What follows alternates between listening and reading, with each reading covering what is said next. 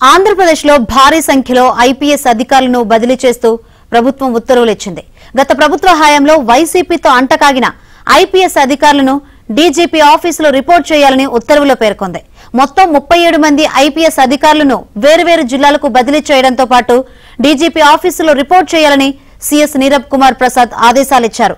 శ్రీకాకుళం ఎస్పీగా మహేశ్వరరెడ్డి, విజయనగరం ఎస్పీగా వకుల్ జిందాల్, అనకాపల్లి జిల్లా ఎస్పీగా దీపిక, సత్యసాయి జిల్లా ఎస్పీగా రత్న, పార్వతీపురం మన్యం జిల్లా ఎస్పీగా మాధవరెడ్డి, కాకినాడ జిల్లా ఎస్పీగా విక్రాంత్ పాటిల్ను నియమిస్తూ ఉత్తర్వులు ఇచ్చారు. విక్రాంత్ పాటిల్కు కాకినాడ ఏపీఎస్పీ బెటాలియన్ కమాండెంట్ గా అదనపు బాధ్యతలు అప్పగించారు. వీరితో పలు జిల్లాలకు ఎస్పీలను నియమిస్తూ సీఎస్ ఆదేశాలిచ్చారు.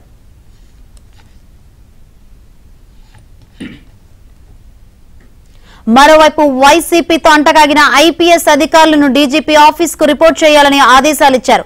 ఇలా ఆదేశాలు పొందిన వారిలో GR Radhika, Mary Prashanthi, Arif Hafeez, K Raghuveera Reddy, Siddharth Kaushal, Garud Sumit, Sunil, Jagadish, S Sridhar, సత్యబాబులు వెంటనే డీజీపీ కార్యాలయంలో రిపోర్ట్ చేయాలని ఉత్తర్వుల్లో వెల్లడించారు.